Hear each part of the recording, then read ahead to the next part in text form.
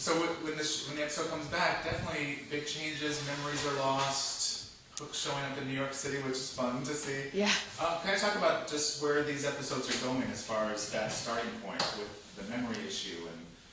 Yeah, I mean, when we start, Emma's spent a year with Henry in New York and has memories of having raised him since he was born and has been a mother for a year now, and she's very domestic. You know, she's cooking him breakfast and they're playing video games and they're having adventures together that are fairly normal and don't involve creatures and monsters and things like that. And there is this knock on the door, and it's a man dressed like this. Dressed like... who kisses her, which I don't know that she would really be that resistant because of his handsome charms, but he is dressed like this, which is a bit of a concern. And then they kind of go on a journey together in terms of him trying to convince her that there are other things she needs to remember and that there might be a part of her life that she doesn't know about. Yeah. As far as Hook's part of this. I mean, as far as Hook is concerned, you know, he kisses her. He knows that he has to go and find Emma to bring her back to sort of try and save her family. And you know, I think he kisses her because I think, sort of believes that maybe it might be true love's kiss for them or whatever. And he then has to go on to convince her that it's real. So.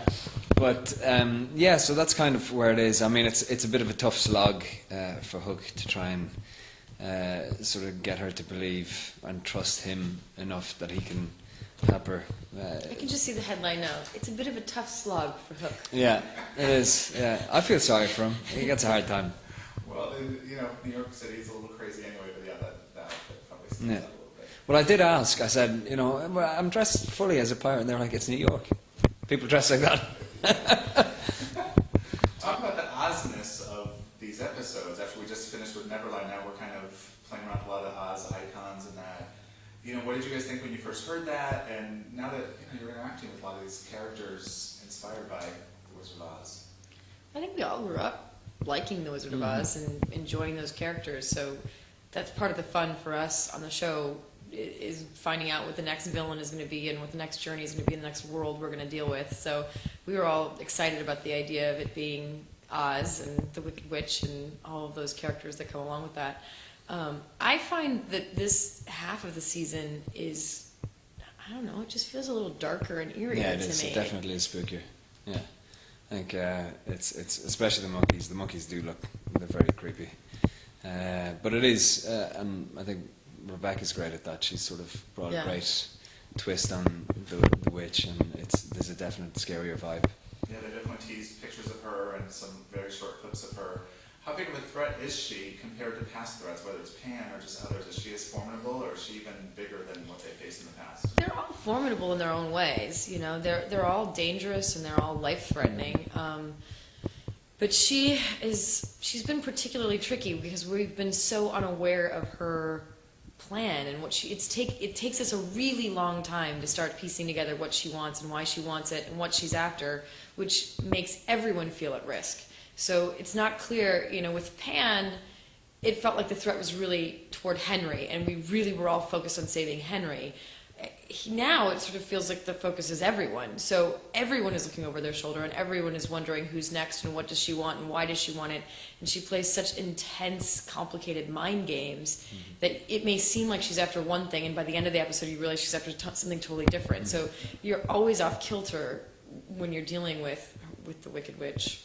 What would you guys say to the romance, the Captain Swanness of it all that a lot of fans love? And is Neil still in the picture? Because I know there's a lot of people are in a lot of different places. Well, you know, Neil's always going to be in the picture because Neil's Henry's father. You know, that's never going to change. He will always be the birth father of Henry.